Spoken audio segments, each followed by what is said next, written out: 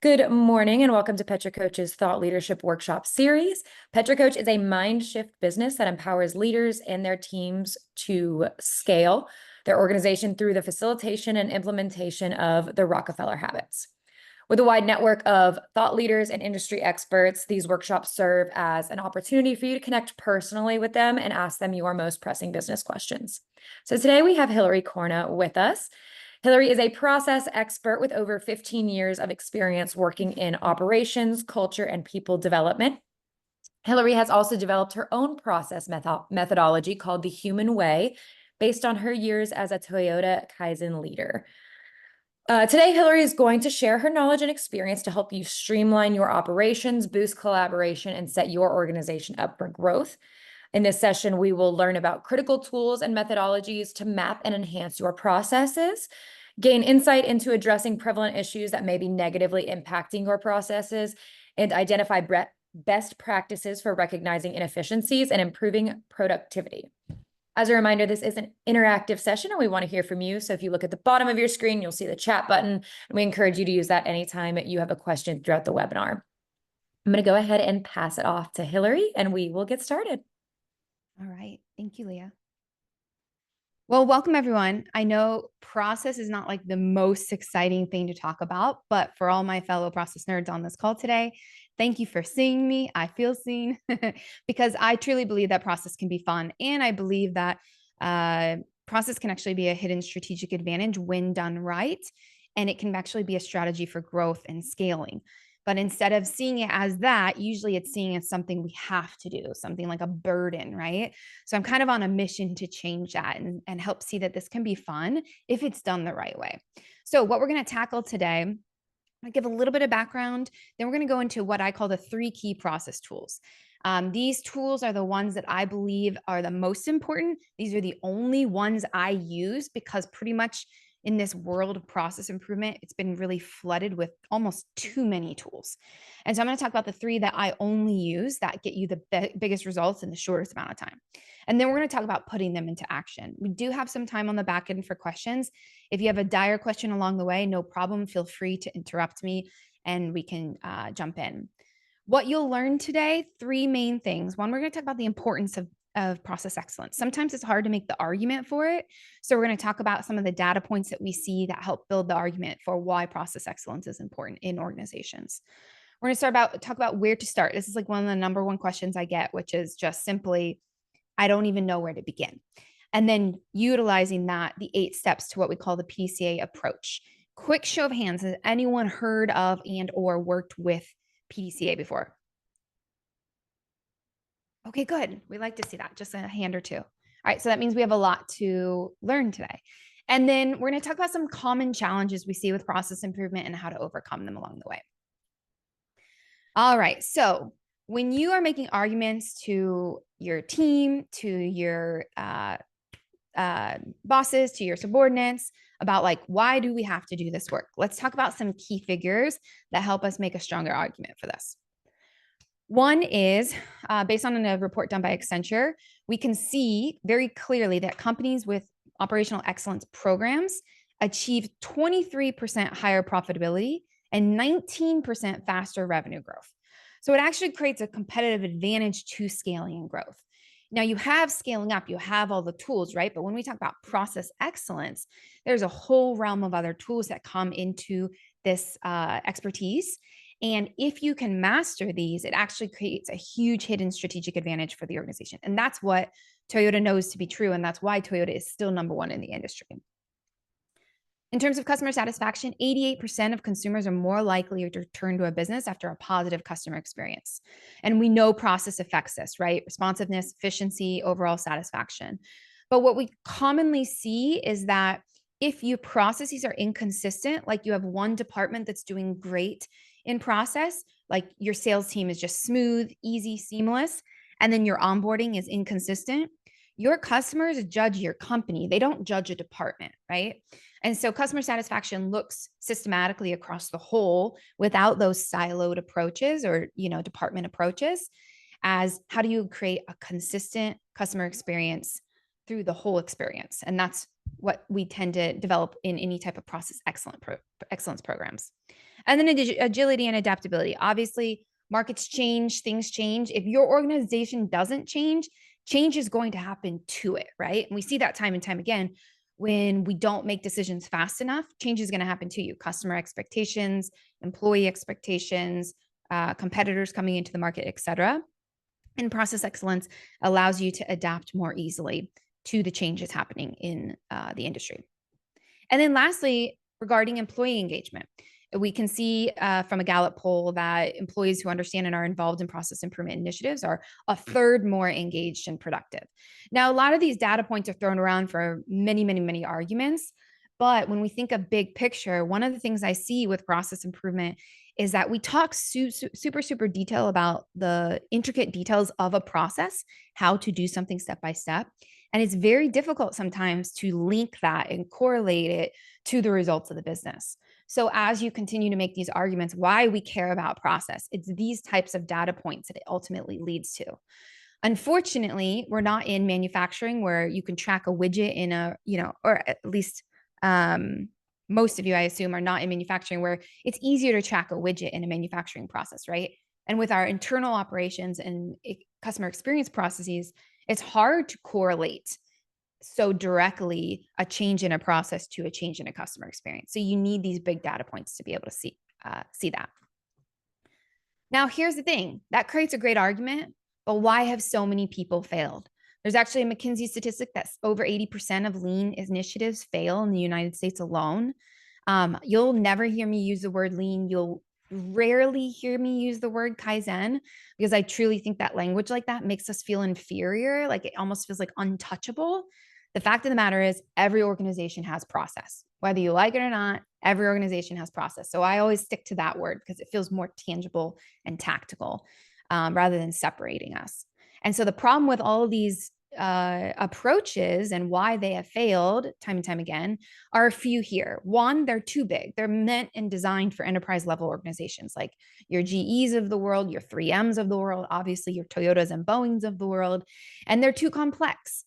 Literally, I get asked this all the time. And this is me saying I've read all the books.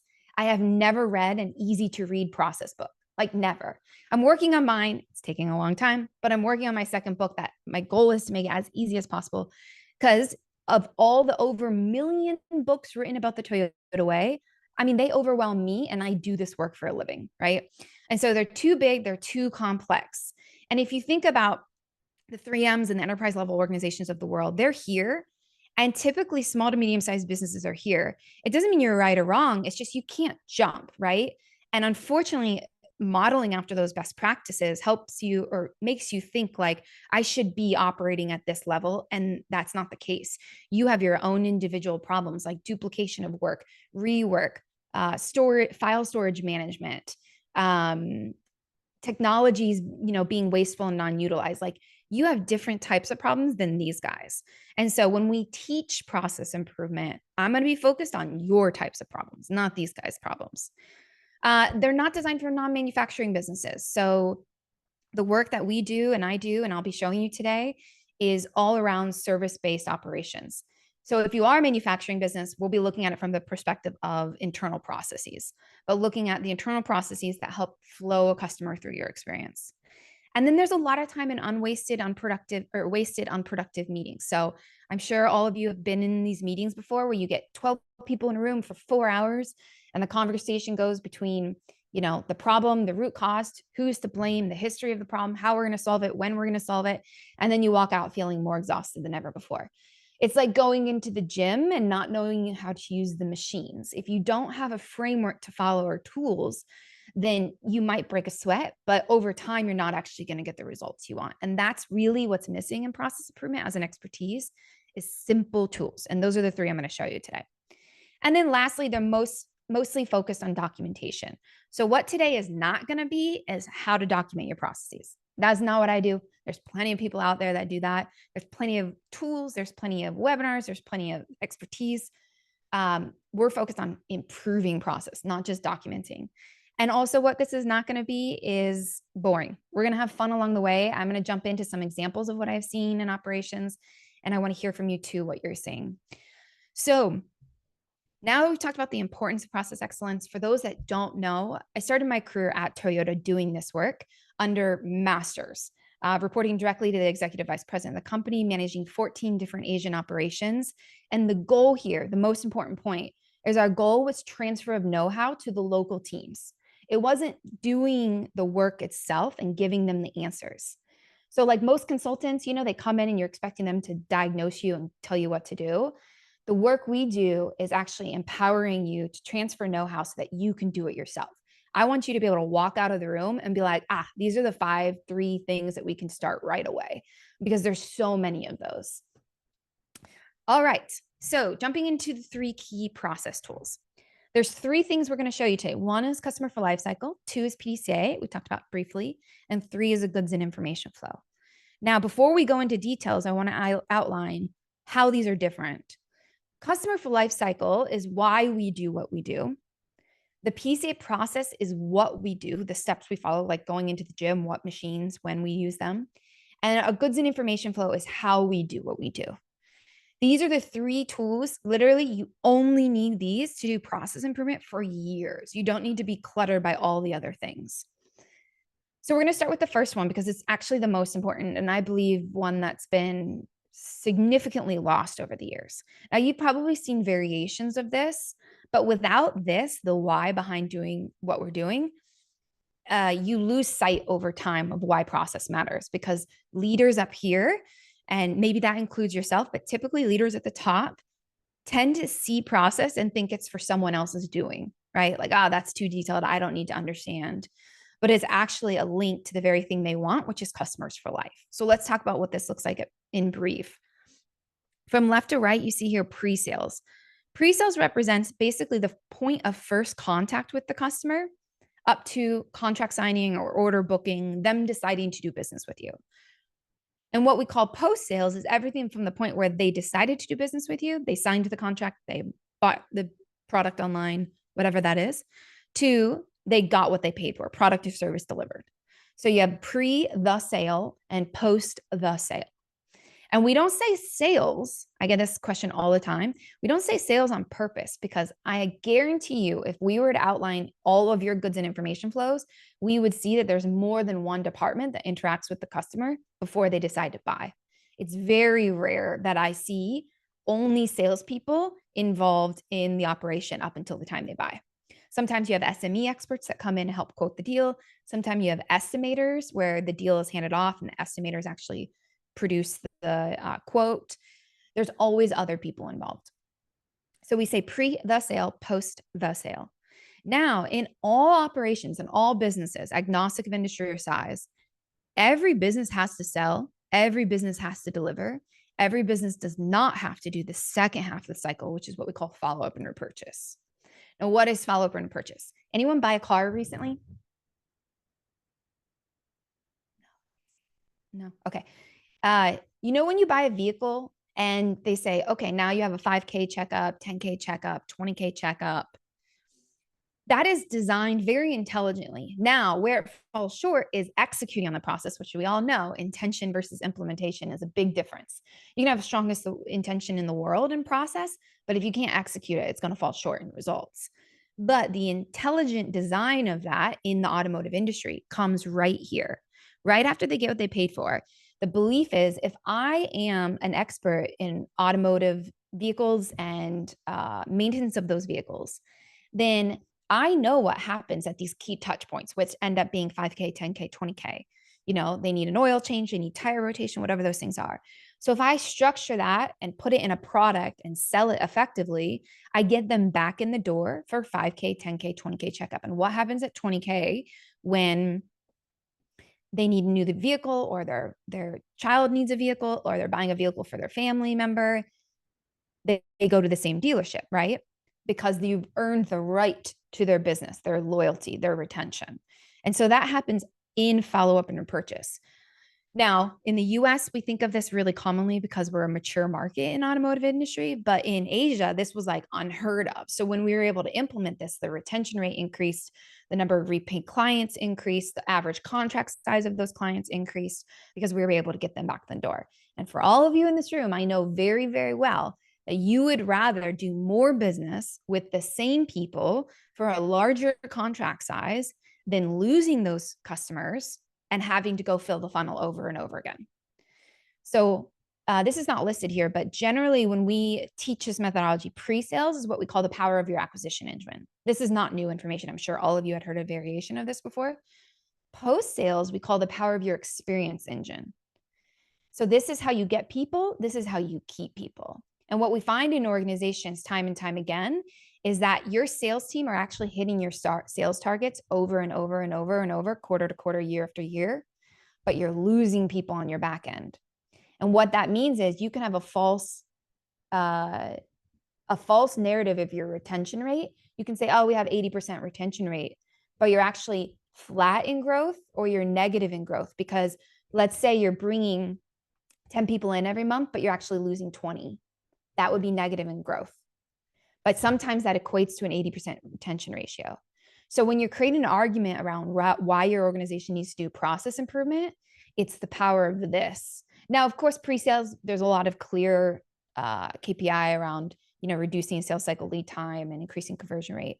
But when we're talking about post-sales, the power of your experience engine is all about, did our experience hinder the customer experience or did it strengthen the customer experience?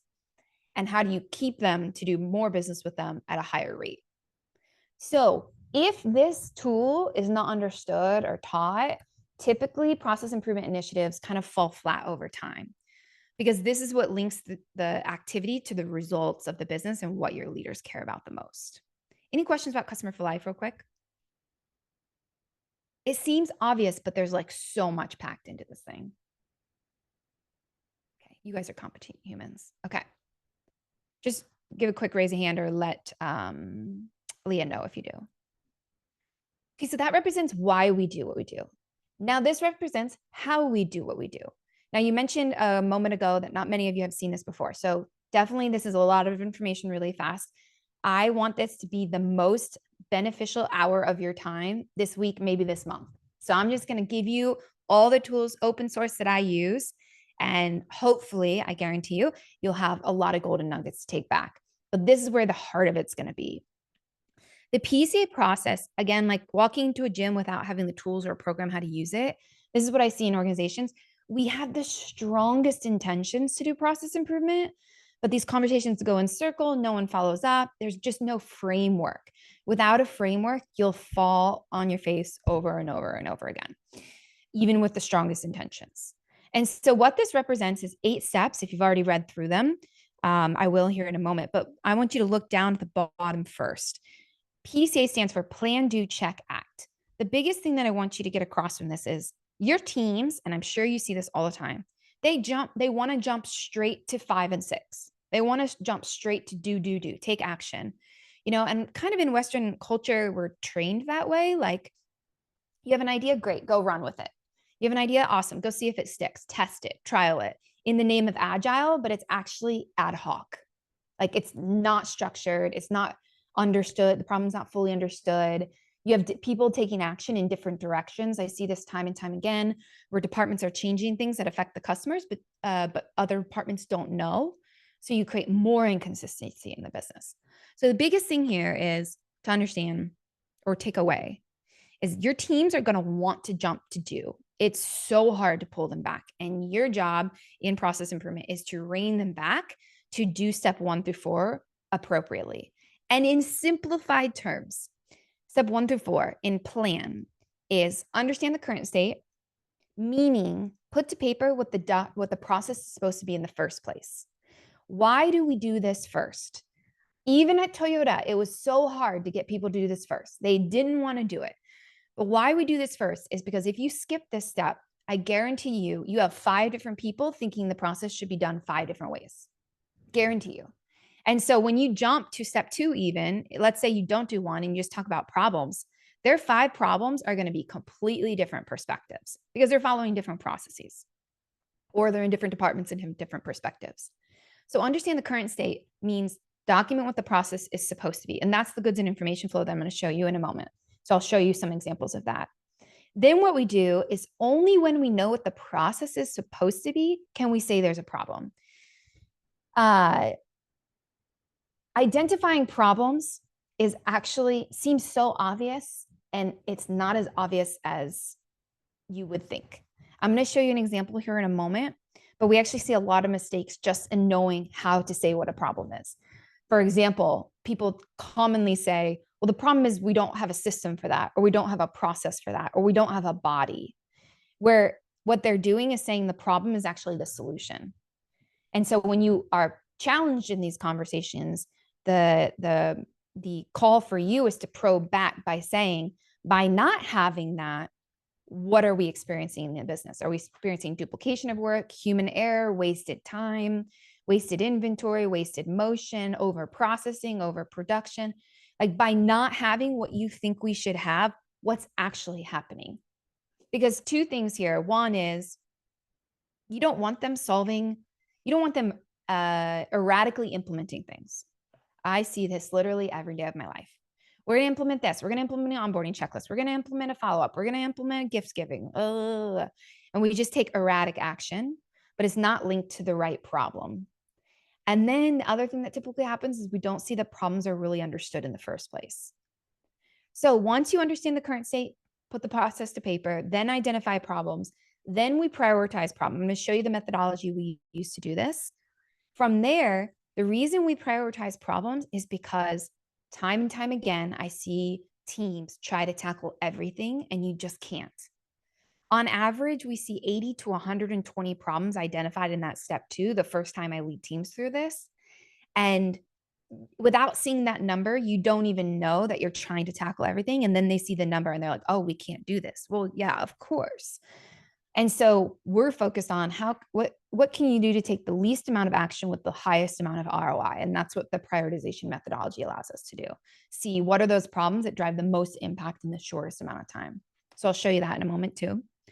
Then we identify countermeasures. And all that means is we say and put to paper how we're going to solve the problem.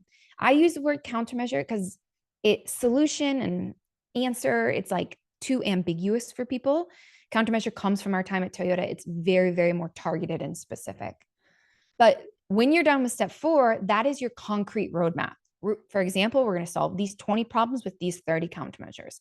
And collectively, we see the power of these all together being rolled out into what we call a go live. And that's what you see here. So the model for this approach is taken from our time at Toyota.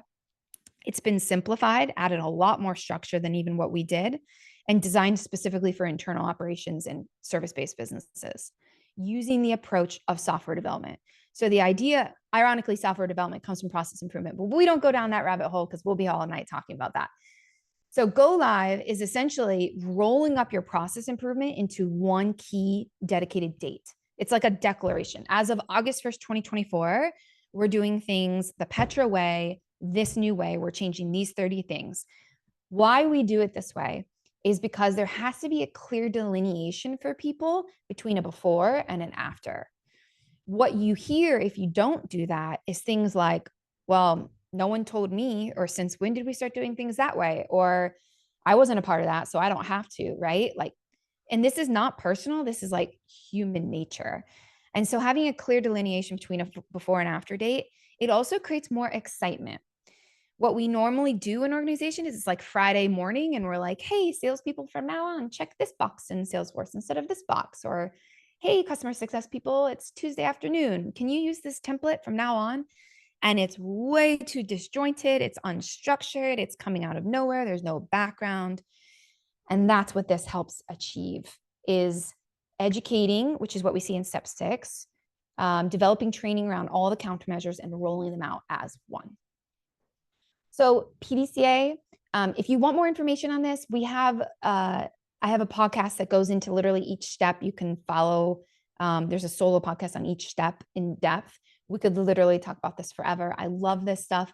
But what I want to go into now is a little bit of tactical things that you can use immediately or help change the way you're doing things currently within these steps. So overall, PDCA is the approach we follow to lead process improvement initiatives. And these last anywhere between 3 to 6 months as a whole, but you will do more in 3 to 6 months with this approach than you will do in years. I've had teams come to me and they've been literally butting their heads against the wall with the same issues for literally years. I just had a CEO tell me my lead to cash has been on my annual strategies for 3 years in a row. Like, can you fix it? I'm like, well, yeah, I can. And that's what I hope to help you overcome is like, we want to solve problems so that we can solve other problems and move forward in business and not become so exhausted with the same issues. So any clarifying questions about PDCA before we continue and I show you some tools? Okay. Are you having some fun so far? Maybe. Okay. So if you accomplish PDCA over time, essentially this cycle improves. And what we're trying to achieve is development of sophistication in your operations. So when we talked about those examples of those enterprise level clients, those are very mature operations. Typically, small to medium-sized businesses are still early stage operations. So there's 3 levels that we typically see: early stage, advanced, and mature. And we're trying to slowly move your operations up that wheel. So when we roll out this type of version control, is what we call it with the go live, you start with a V1 and then you roll out new updates. That becomes your V2. So much like software development, 2.0, 3.0, et cetera. And it becomes this thing that teams rally behind. Every time you do a cycle, it actually reduces the time. Obviously, the first time you do it, it's going to be new. You won't do it as fast, and it reduces in time every time because you become more streamlined. And then over time, what this creates is your unique company's way. So why can Toyota stay the Toyota way? It's because they've created these standards and evolved them over time. So the Petra way is Petra is an incredible organization that has great processes. They can say the Petra way because they've standardized and they've evolved their processes. Why we do it this way? I mentioned this before, not all problems can be solved immediately. So you have to break it out. You can say V1, we're only focused on these 20. The other 80 are going to be pushed back to a V2, V3, et cetera. Just like in software development, for anyone who has experience, they have like P1, P2, P3 priorities. It's a similar model. Also, something really important and to really push on your teams about, not all problems are created equal in importance or urgency.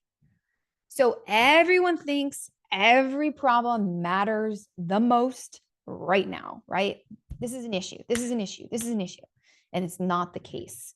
And so following this methodology helps us focus on the ones that actually matter the most, eradicate those fire drill problems, because you'll see that a lot in your first couple of versions of this or any type of activity of process improvement is like you're just addressing fire drills at first. And you want to get past that treading water to like focus on more strategic issues. You're not aiming for temporary fixes here. So you're not doing band-aid solutions. You're not taking quick action, to solve a problem once and never again. And then we mentioned this before, not erratically taking action that actually causes a lot of disruption to teams. I actually seen some teams that change too much because they don't have approach. And that ultimately leads to a lot of employee abandonment because it's just too much change too fast and none of it's linked or clear on where the background is coming from. So this helps illustrate, I love this image because it really helps illustrate the power of having an approach versus not. And essentially we describe this as unmanaged change versus managed change. So this old way of kind of archaic way of doing things, just run with your idea, see if it sticks.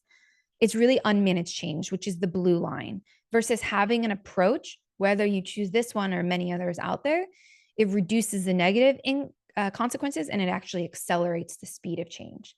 So it looks like, how could we possibly spend that much time planning, Hillary? Like you actually speed up your implementation by spending a little bit more time on the front end than the back end where you actually waste time checking results.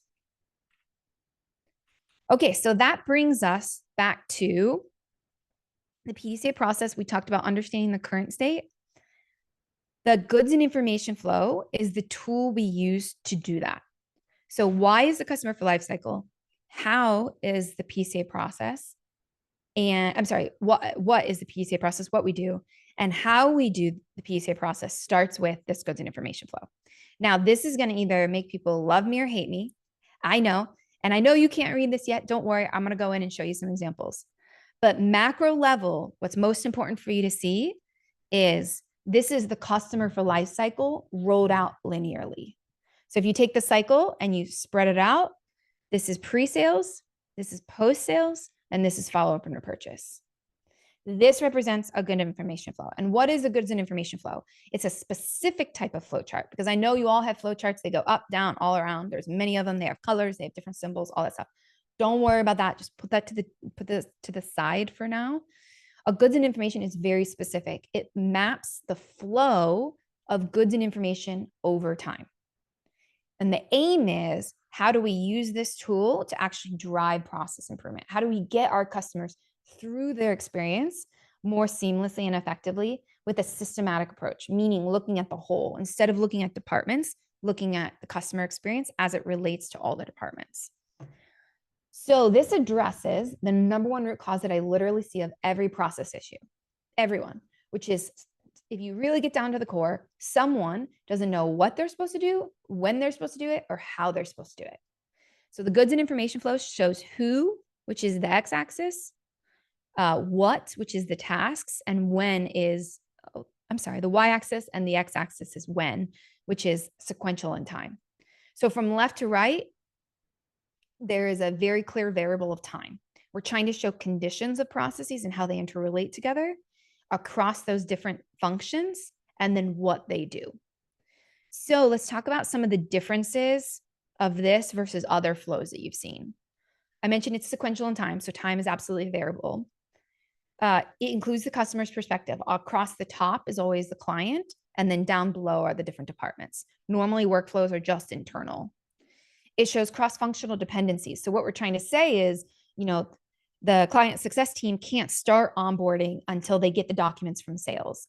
The consultants or the fulfillment team can't start delivery until they get logistic details. We're trying to show the conditions of the processes, not just, okay, once they get the details, what they do, da-da-da-da-da-da. That's process documentation. So the core difference, if you were to look at this again, is when I read a goods and information flow, who does what when, I don't know how to do each step. I know what each step is being done. A documented process, when it's really done effectively, which I'm sure all of you have great documented process because you're on this call and you know the power of them. But the success of a very well done documented process is I should be able to pick it up and do it with no questions. That's how to do a process. This is what the process is being done. And then lastly, there's only one per company. Now, larger companies, maybe if you have different divisions, different verticals, maybe, but with small to medium-sized business, it's very, very rare. Typically, there's only one per company because you have a core customer and you follow them through their processes. So let's talk about philosophically why this is different. We look at cyclical operations rather than linear operations by departments, which can be very siloed. We're trying to change it to a cyclical operation. When you look at siloed, typically they're not aware of what others are doing. It's difficult to know when another department changes. Only some departments are connected to the customer and some aren't. So they might make changes in different directions. Typically, when we solve that way, it typically creates inconsistent experiences. And then there's more finger pointing. I hear a lot of like, well, CS didn't do that, or marketing didn't do that, or engineering didn't do that. And it starts with like who, versus when we make it cyclical, it talks about the operation. We're trying to make it about the operation, not the person. It's not about the department. It's not about the person. It's depersonalized. It's about what is the experience your customer is being guided through. Versus cyclical operation, it syncs departments, more effective initiatives, less disjointed process, highly empathetic to the customer. More gaps tend to surface faster with this systematic visual. It's more objective and depersonalized. And that's what we're trying to aim for. It's a team effort to understand what's going wrong in a customer's experience, how they're being hindered by your processes, and what can be done better. It's not an individual effort or one department's effort. All right, I know I'm throwing a lot at you, so don't worry. You don't have to memorize all of this. You will have access to it too. I'll send the deck out. But hopefully you can steal what's most applicable for you right now and take that into action. So that brings us to, once you have these three tools, the what, the why, the how, and once you use the goods and information flow to understand the current state, what it's supposed to be, Then you can identify problems. So this is where kind of the fun part comes into play. The founder of the TPS system, Toyota Production System, his name is Taiichi Ono, and he's famous for a quote that says, "No one has more trouble than the person who claims to have no trouble at all." And why I love this quote is because I'm sure all of you get a lot of pressure, like solve problems today. Why weren't they solved yesterday, right? And in operations, one of the things you realize is there's never a day you can wake up and say, I have no more problems to solve. It doesn't exist, because the moment you solve new problems, you break through a growth ceiling or break through a sales and revenue ceiling, new problems arise, customers' expectation change, market and competitors change. And so the sooner you can realize that in process improvement, where you have a lot of weight on your shoulders, the better, because it gives you some relief that like you're going to be solving problems forever. So can we instead find the joy of solving problems? Like, it's not the destination, it's the process. Like, can we enjoy this process of overcoming a challenge, which is actually one of only 5 core values at Toyota is challenge. And the premise is like, can we fall in love with the process of a challenge rather than just getting to the next stage of growth? I'll feel better when we finally solve this onboarding issue, right? So to do that, one of the frameworks I find really helpful, and it's so simple, but like once you hear it, it's going to stick with you forever, is when people are talking to you about problems and they're not clear on what the actual problem is, which is all the time. We define, it seems like how this is so obvious, but it's not. We define a problem as a gap between the current state and the ideal state. So the ideal state is you have a seamless experience. Customers are onboarded quickly.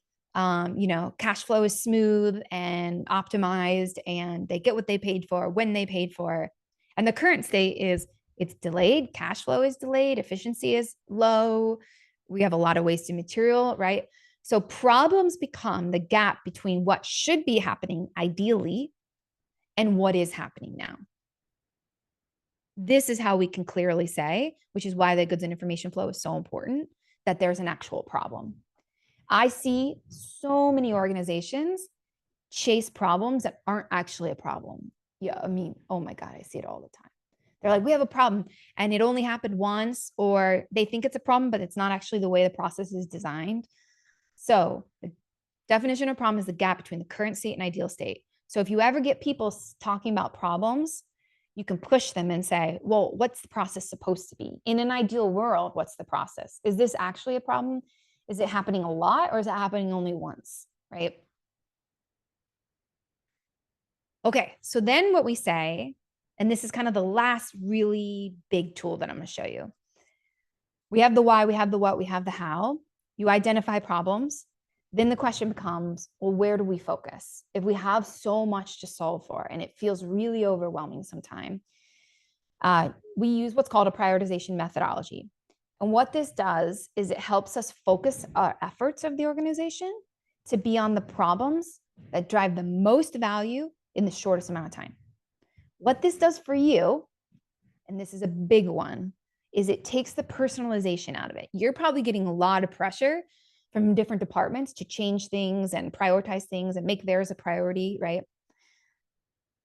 What this does, it tells you what the operation needs. It removes all individual opinions, including your own, and takes the weight off your shoulders to say what you think should be focused on first. And the operation, with this evaluation, the operation will tell you, these are the 5 to 10 things that are most valuable. So what this looks like is, if you haven't already read it, there's 2 pieces to this. There's qualitative and then there's quantitative. So the first 3 are qualitative, and they're yes, no answers. So you have the problem. So in this example, this was a organization that does about $40 million a year that is essentially outside sales for podcasts and radio stations. If you can believe it or not, there's a big business in that. So outside sales. So like when you're listening to NPR and they're like, buy Safa mattresses, it's most likely this company that has sold that advertisement. And so one of the things we were trying to, well, it was a massive lift, but one of the things we were trying to improve is what's called a revenue performance management system. So if they have 100 salespeople across the United States, how are we forecasting sales, executing on sales, tracking sales plan versus action, et cetera. And so one of the issues here was the president of the organization was generally attending a lot of the quarterlies with the major clients, and it was becoming a huge issue. And they weren't clear what reports to show, who was leading the organization, who was leading the reviews, et cetera. And so here you have the actual problem. Then in evaluation, there's 3 things we look at. 1, can it be solved in 30 days? 2, is it in line with brand values? And 3, can it be solved without spending any money? At Toyota, literally our bosses would push us. Do not spend any money. Solve for as long as possible. And usually you can go like 3 years without actually needing to spend money. Whereas most of the time people think, oh, we got to implement tech. And usually that doesn't solve the problem. And in fact, I was hired by an organization almost 2 years ago because they spent over $3 million on implementing 3 different technologies that actually did the exact same thing. And they're like, okay, it's not the technology. We finally learned it's not the technology. And then we were able to actually solve their process issues. Okay, I got on a tangent, forgive me. Why 30 days? What we typically see is if organizations tackle a big problem, they think if we can't solve it completely, we can't do it. And what we're trying to encourage your teams to think about is incremental change. So like, if we can't do it completely, what can we do in 30 days? If we can't solve the whole problem, which part of the problem can we solve? So let's talk about sales to service handoff, because I've never seen an organization that doesn't have an issue with sales to service handoff. And it's really complex. You have the information that sales is handing off. You have when they're handing off. You have where that information is going. And so sometimes we have to break down the problem to see, okay, we can't solve everything, but what can we solve to move forward? Because otherwise what happens is you remain really stagnant. In line with brand values is kind of like a catch-all. It's rare that that's a no, but it's just to make sure you're not doing something outline of the values of the organization. And then spending money we already talked about. You can typically solve for a long time without spending any money. So constraint breeds creativity. If you give people all the time in the world and all the money in the world, most likely they will never actually solve your problem. Now let's talk about quantitative. You see here 1 to 5, 5 being the best. First question looks at capacity. And this is really, really important because we put a lot of pressure on people to solve problems that don't have the time to do it. And so here we're taking into consideration the people that need to solve this problem. Do they even have the capacity to right now? Impact to NPS or CSAT. This could be basically any form of customer service survey that you have. It doesn't have to be those, but those are the ones we see the most often. And then impact to customer, impact to revenue, and impact to EBITDA are the last 3 here. And those are actually broken out because what we can see in processes, and I'm sure you already have an example of this in your mind, but we can change a process that positively impacts the customer, doesn't impact revenue at all. Like onboarding, you already closed the deal. It's not going to impact revenue, but it improves their experience. Then you can see a process that impacts revenue, but doesn't impact EBITDA, which is essentially profitability and valuation of your company. So when you look at like the efficiency of your processes, typically we find that under EBITDA, not revenue. Then you can have a process that affects all 3, and that's like your home run. So we call this gold mining. We're trying to gold mine for the activities that like are worth our effort. Because what I don't want is you wasting time solving process issues that like people don't actually care about, doesn't drive impact, doesn't drive ROI, no one even notices. Over time, that can become really, really demoralizing. So when you do this, what you get at the end is the total prioritization value. And you're able to see out of 80 problems, 20 rank between 15 to 20. And then you can choose out of those 20, considering scope and capacity and context, which ones are the most applicable to include in your rollout. Hey, Hillary, we have a quick question. Yeah, I was about to stop for questions. Perfect. Says, why is the capacity question not a YN? Either they can or they cannot. Great. That's from Ivan. So We say 1 to 5 because it's a scale. Sometimes it's like, it depends on what other activities we choose to focus on. Like if we choose only one activity and they only own this activity and they're not going to do any others, then it could be a 5. But if we know they have many other things on their plate, we're like, like they might have time. So it's like a 3, but they have these other things going on. Or they have no time at all. So it's a 1. So it tends to be a range the way it shows up. It's not as clear, like binary yes or no. Any other questions? Okay. All right. So we're getting to kind of like to wrap up here about how you turn this into action. Obviously, you have a lot of tools. But now we're going to kind of come back out of those weeds of the tools and talk about how you actually use these. So what we're aiming for when you are able to successfully roll out a go live with identified and prioritized processes is you're shifting your experience of your customer from a consistent one to a differentiated one. But the key point that I want to, oh gosh, please get across is that I see time and time again, organizations waste time on differentiation before they have a consistent experience. Your customers do not care about your anniversary email or your gift giving if they're not getting what they paid for in the first place. And you can relate to that as a consumer yourself, right? Where you're like, oh, why are you remarketing to me already? I haven't even got what I ordered, or I got what I ordered and it was not what I wanted, or low quality or something like that. So in process improvement, it's boring to focus on consistency. It is not fun to do things the same way, the right way every time, to develop your unique company's way, right? But you absolutely have to. So when you're focusing on problems, you're going to be solving the really boring ones: where we store documents, how we store documents, standardization of meeting agendas, where information goes to who, roles and responsibilities. And you're going to feel like, oh my God, is this even worth my time? Like, why am I doing this meaningless stuff? But it is not meaningless in the macro level, because you're creating that expectation of a consistent and reliable experience. Then you can move to the fun stuff like differentiation, optimization, automation, gift giving, loyalty programs, all that stuff. And we tend to get distracted by that because consistency is not fun. But no one will ever be successful by doing that before consistent experience. So we talked about the 3 tools to summarize customer for lifecycle, PDCA, and goods and information flow. You can do so much with just these 3. You don't need to go read another book. You don't need lean. You don't need agile or any of these buzzwords that are going to lead you down the wrong path. These are the actual tools you need to lead for literally years. And along the way, what you're going to experience in your employees' experience will look like this. And I'm sure some of you have already experienced this. In the beginning, you get people rallied behind this. They're excited. Then fear starts to creep in.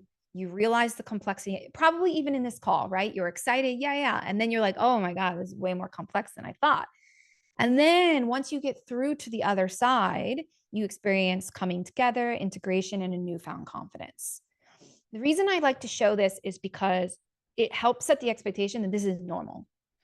Literally, there are times when I'm working with teams where we get down here and even I'm like, oh my God, I don't know how we're going to get through this. But after 17 years of doing this work, I have never not gotten through to the other side. I know it's coming. I know it's coming for them. But sometimes this work is murky and muddy and tedious and time consuming. And you're just like, I don't know how we're going to get to the other side, but it's going to happen. The beautiful thing is once you get through this the first time, or even if you've led activities already and you've experienced this, every time you lead the next activity, it reduces and reduces and reduces in severity, right? It's still going to happen. It's just not going to be as extreme. So the more you can expect this, I think the better. The other thing that you can expect in terms of employees is what we call this range between active resistance and enthusiastic support. This is how employees typically react to change. You're not going to have all 100 employees being like me, like, yeah, let's go. Isn't this exciting? Like, no, we're not. Or like Taylor's like that. You're going to have a range, and those range is between active resistance and enthusiastic support. You're going to have passive resistance and compliance, which what's that going to look like? These 2 guys are going to look like, well, this isn't me. They're going to be afraid for their job. They're going to gossip. They're going to question who's in charge. They're going to panic. And you will have people that quit.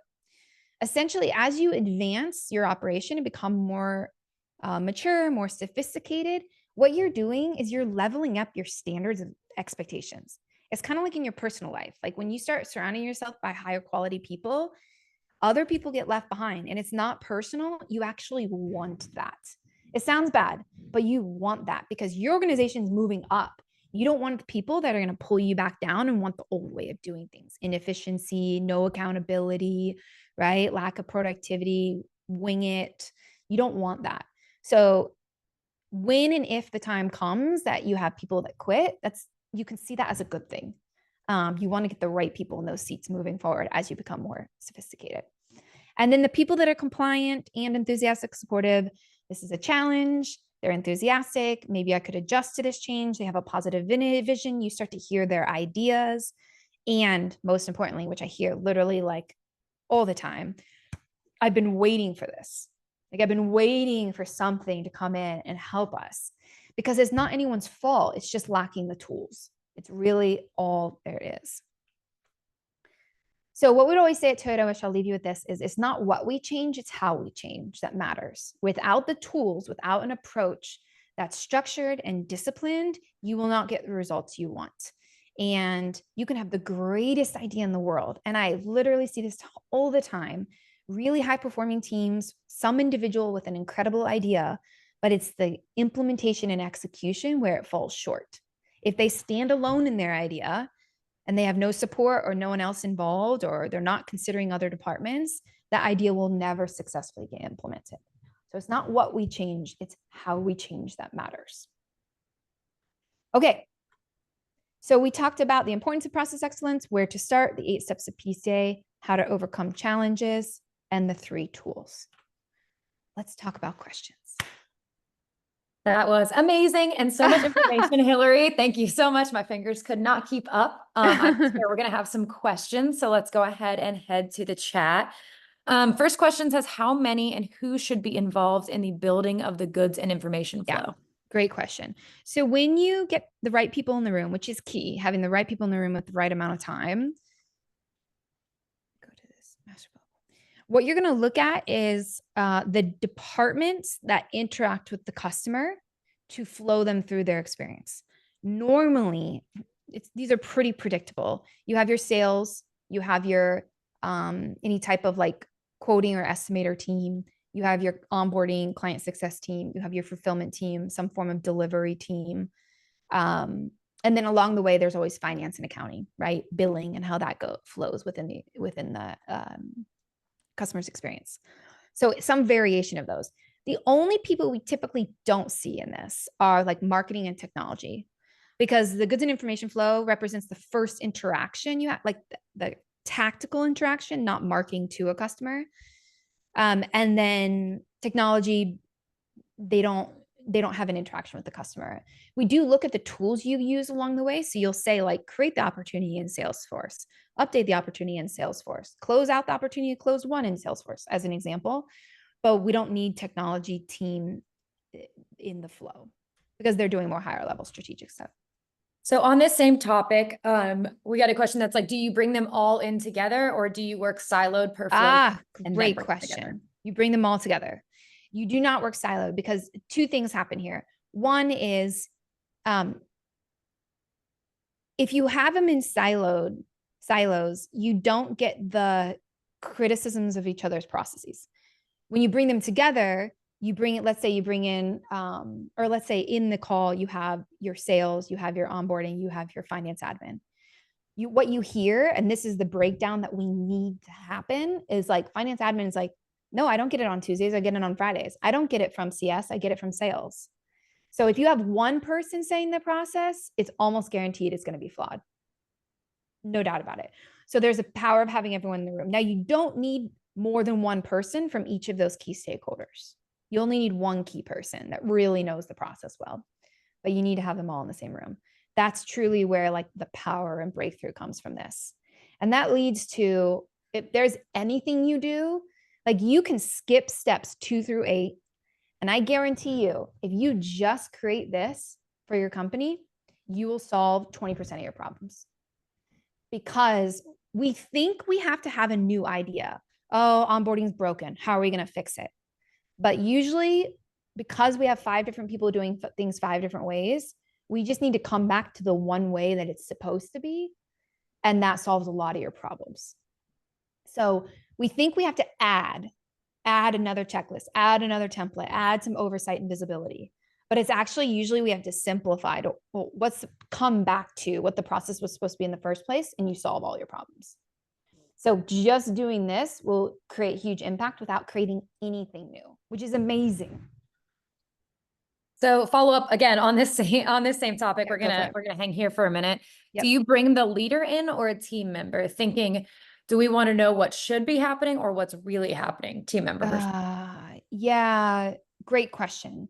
It needs to really be the process owner, like who is executing on that and can speak concretely about what's actually happening.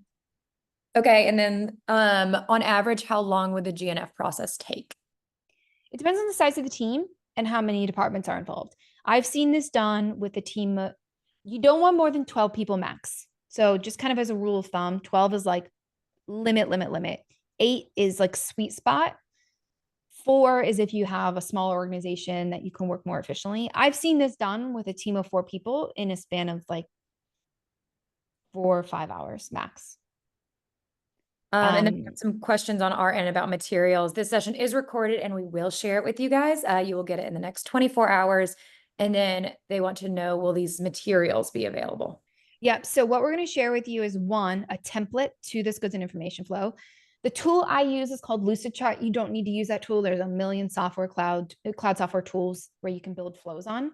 But the tool that I'm going to share with you has like the template itself is within Lucidchart, and it gives you the whole structure. So you can just start identifying who does what when. And then what was the other question? Oh, tools. Yeah, you'll have the customer life cycle, you'll have the PDCA process, you'll have the template for this, and then you'll also have the worksheet that includes the problem prioritization. Perfect. And then Jessica raised a hand. Jesse, I'm going to let you talk. How do I unmute you? Can you hear me? Yep. Yeah. Oh, awesome. Hey, Hillary. Okay, I know we talked about this, but now I'm going back and forth after all the questions on the good and information flow. Yeah. So when you're doing the goods and information flow, is that the current state or the ideal state? Or are you doing it for the current state to get to your ideal state? Great. There is some like subjectivity to these words that's important to clarify.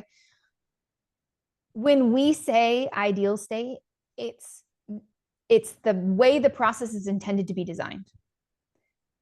The current state is, for example, actually, let me just pull up the example. Do I have one in here? Yeah. So let's say here, this is the ideal state. We attend a kickoff meeting between the DSM coach, the C-suite, and the team member. And then C-suite meets with the DSM coach. This is the way the process is intended to design. And then the current state is, C-suite is not always attending the kickoff, or it's not C-suite meeting with the coach, it's the team member meeting with the coach. So the current state represents the variability in the process, which is a problem, right? That's when you can say there's actually a gap between what it's supposed to be in the ideal state and what's actually happening. So sometimes what I see people do when they build a goods and information flow is they say, oh, well, that's the way the process is supposed to be, but that's not what's actually happening. So we need to change the process. You don't want to do that. You don't want to design a goods and information flow based on your problems.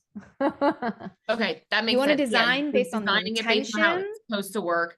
And that's where maybe on the side, you make the notes about the potential problems, the gaps that you're seeing as the team is talking about it. Exactly. Okay, that And helps. some of those gaps are typically like, who's doing it, when they're doing it, what exactly are they drafting? Are they green lighting? Are they creating, or are they finalizing? Like being really specific about what they're doing. Here's the thing, in process improvement, ambiguity is not your friend. You want to push as much as possible for specificity. What are you actually doing? Are you editing? Are you creating? Are you following up? Are you completing? Are you meeting? Are you researching? And anytime you see ambiguity, push. Like, what are you actually doing? Because ideally, when a really well-designed goods and information flow is successful, there should be zero questions. Like anyone should be able to read it and understand what's actually happening. I see things a lot where people are put like, oh, this is document planning, or this is proof approval. And I'm like, what is that? Oh, we're approving the proofs. We're planning the documents, or we're organizing. So instead of phrasing it as a noun, make sure it's phrased as a verb, the actual action they're taking. In business, sometimes we really summarize. We're like, oh, this is the proof approval process. And I'm like, oh, well, I don't know what's actually happening when you say that, right? Okay, Well, was there more? Right. I think that is all our questions for now. Thank you so much for joining us today, you guys. As I mentioned, be on the lookout for a recap that'll come to your inbox in the next 24 hours. It'll have notes, it'll have materials, it'll have the recording that you can share with your teams. And if you enjoyed this thought leadership workshop, you can find out more information about our next one on meeting rhythms on August 8th at petracoach.com/Petra events. Hillary, thank you so much for being with us today. And we So hope welcome. Keep Great. fighting the good fight. You're doing incredible work. have a great Thursday, you guys.